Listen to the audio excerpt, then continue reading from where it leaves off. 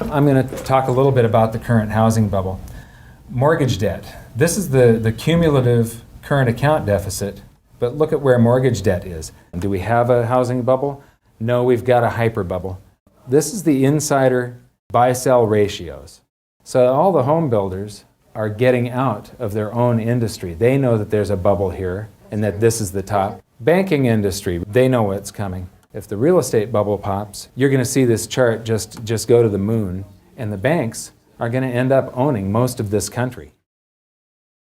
Banks have been covering this up. Commercial real estate is headed for a meltdown on a scale that we have never seen.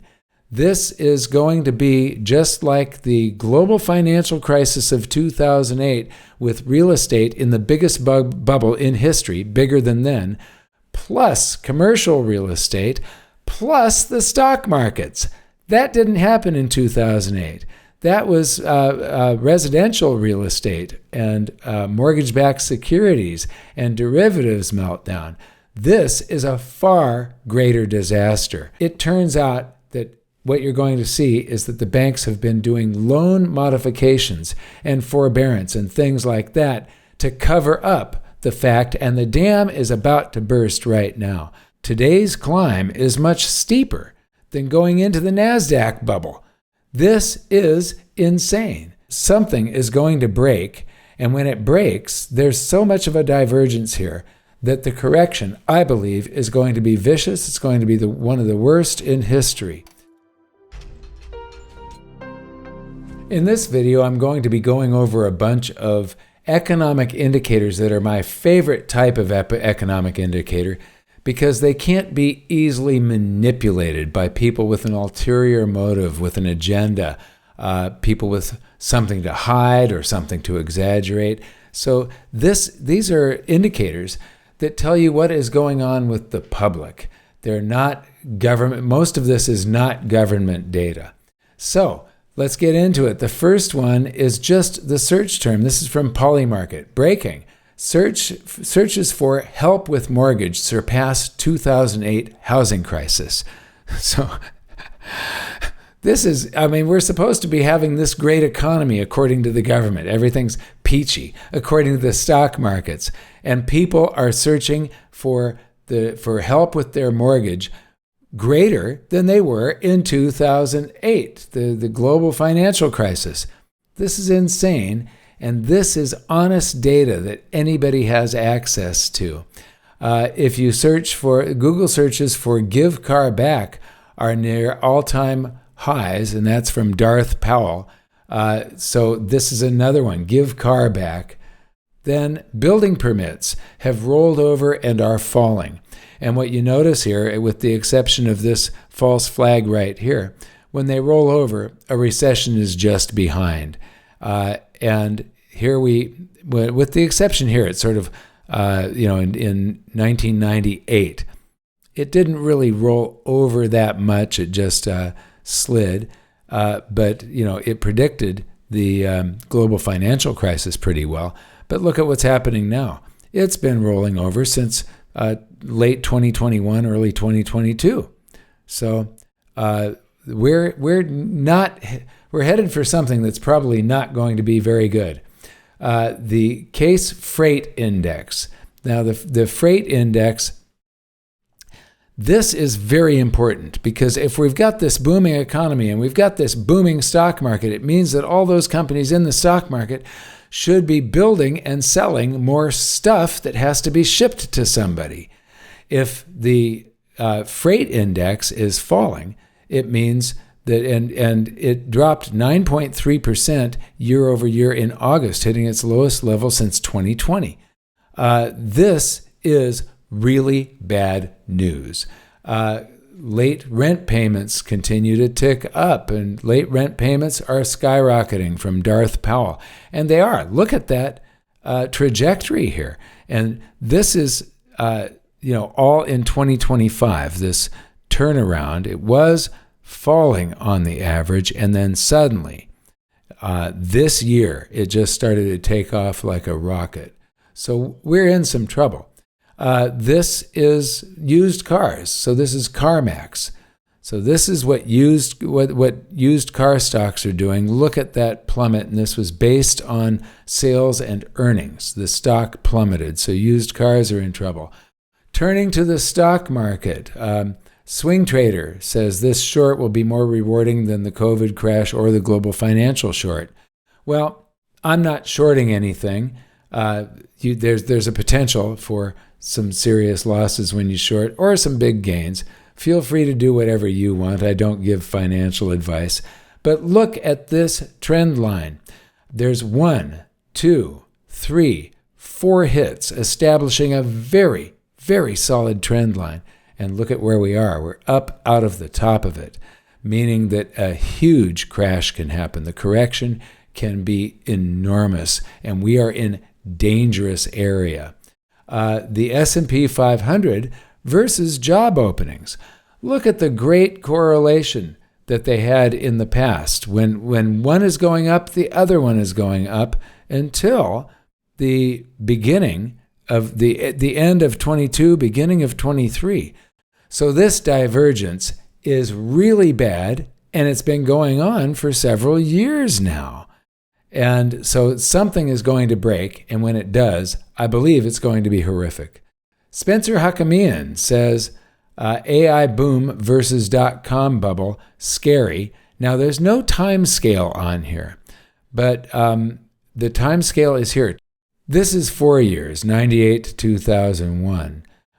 This is 23 until now, which is only 2 years, but you'll notice that the line here is not done yet. So they're probably on the same time scale.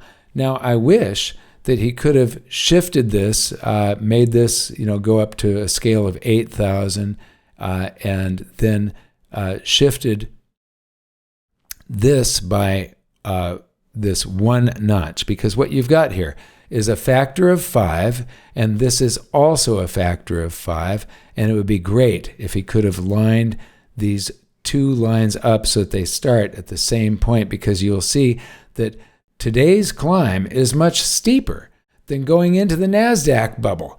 This is insane.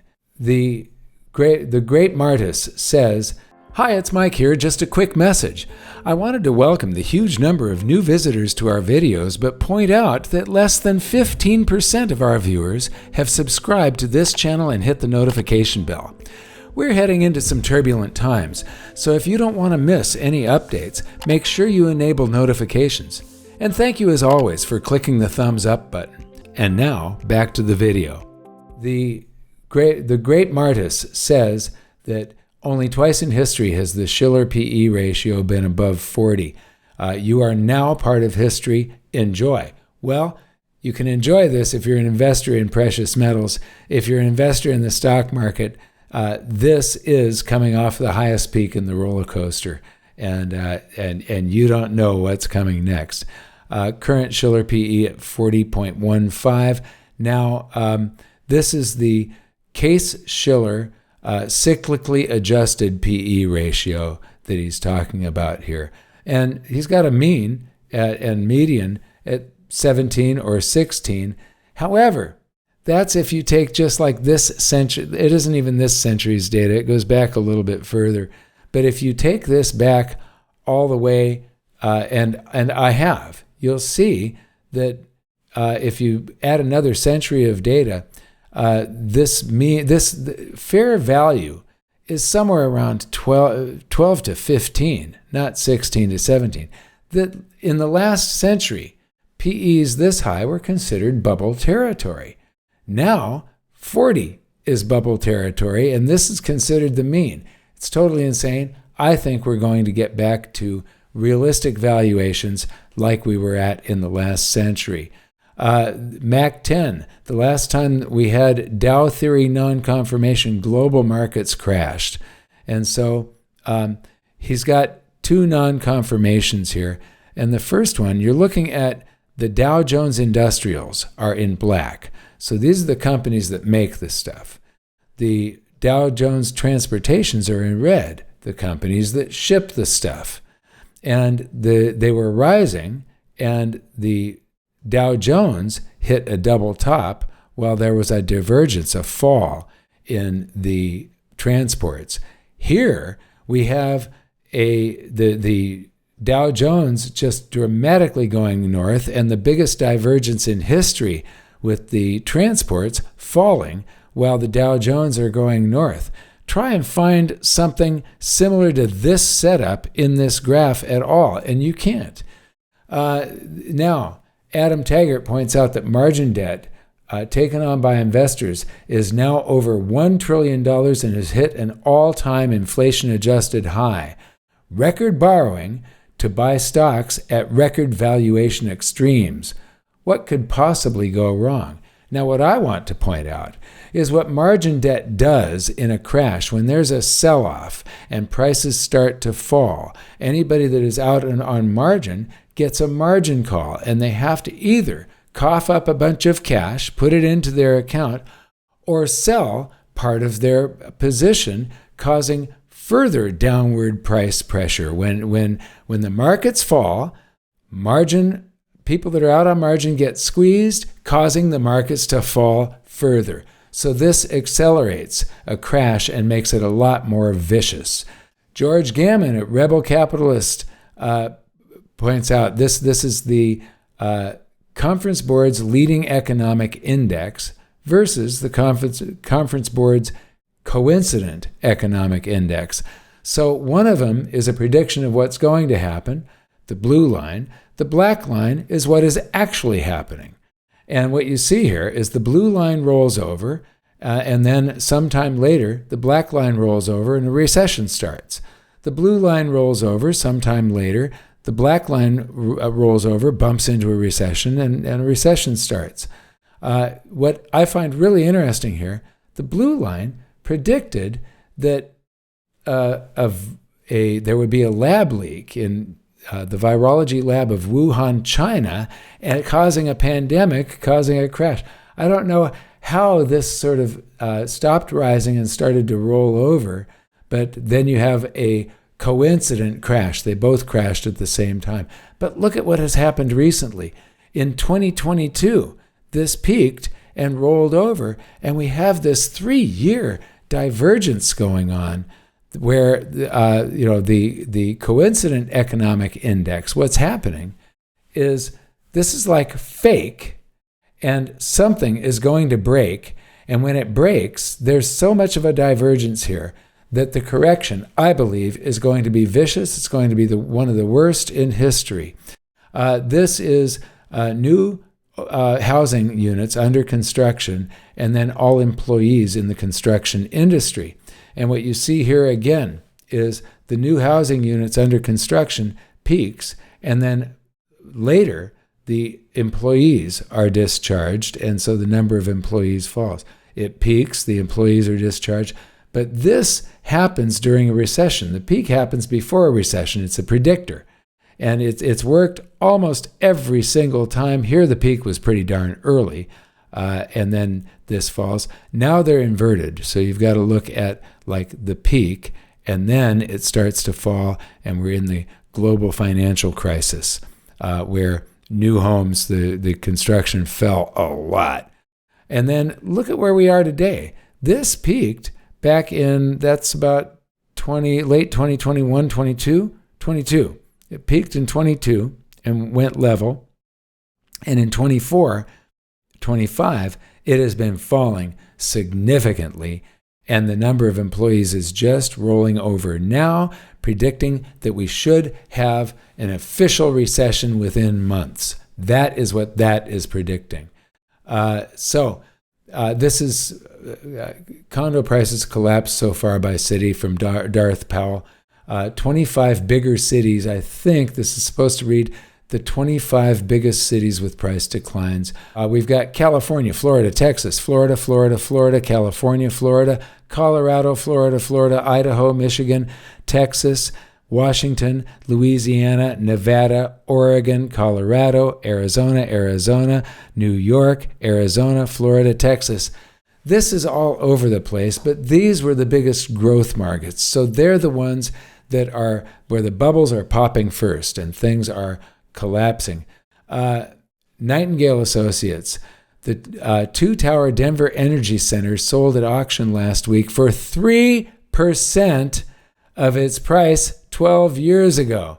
3% of it sold for $5.3 million, and it was purchased for $176 million in 2013. In 2022, J.P. Morgan Chase Commercial Mortgage Securities Trust bought the Denver Energy Center for $88.2 million in a foreclosure auction after the owner had failed to make payments on its $102 million mortgage. The complex is just 18.2% occupied. Now, I'm going to get to this in a couple more tabs. Maybe it's the next one. I don't know. But 18.2%. Now, banks have been covering this up. People used to, after the pandemic, people started talking about all of the people working from home and how all of these commercial office buildings have this very, very low occupancy, and there was going to be this tidal wave of bankruptcies and something in the real estate sector again, but this time commercial real estate, that was going to trigger an economic crisis. Well, it turns out that what you're going to see is that the banks have been doing loan modifications and forbearance and things like that to cover up the fact, and the dam is about to burst right now. Denver now ranks as number 6 nationally for the CMBS office delinquencies at 27.2%, nearly triple the U.S. average. The CBRE, which stands for Coldwell Banker Richard Ellis Group, pegs second quarter downtown Denver vacancy at 36.8%. Let this sink in for a little bit. Commercial real estate is headed for a meltdown on a scale that we have never seen. This is going to be just like the global financial crisis of 2008 with real estate in the biggest bubble in history, bigger than then, plus commercial real estate, plus the stock markets. That didn't happen in 2008. That was residential real estate and mortgage-backed securities and derivatives meltdown. This is a far greater disaster. I want you to, this Financelot posted this video. I want you to watch this. It's important. So, banks have been hiding massive delinquencies in home loans and corporate loans since 2023. This video is actually a little bit more about commercial real estate loans. Unbelievable. So basically the fuse is lit and they've just covered it in sand so nobody can see it until it blows up. And that is true. Now, the man that a lot of people, many people, sometimes I'd say most investors consider the smartest investor on the planet, Warren Buffett, has a pile of cash at a record $347 billion. Nearly 30% of Berkshire Hathaway's assets are now in just cash and T-bills, the highest level ever. So he's sitting on the sideline knowing that something bad is coming his way, and because it's the highest cash position, he probably believes this is the worst thing that is coming his way. The best advice on the global financial crisis I heard, and so this is from Connor Sen, in 2006, 2007 was, don't try to be a hero. If you're worried, just try to avoid the blast radius. Avoid debt, housing, financials. Do the best you can. If it goes bad, it's going to hurt. Just do the best to sidestep the worst of it. And so the best to sidestep the worst of it, I knew I was going to be able to work gold and silver in here somehow, but this is a picture of the dramatic fall in purchasing power of the U.S. dollar as measured by gold. And to quote Norm Franz, gold is the money of kings. Silver is the money of gentlemen. Barter is the money of peasants. But debt, and I need to modify his quote, debt-based national fiat currencies are the money of slaves. I want to thank you for watching. We'll see you next time.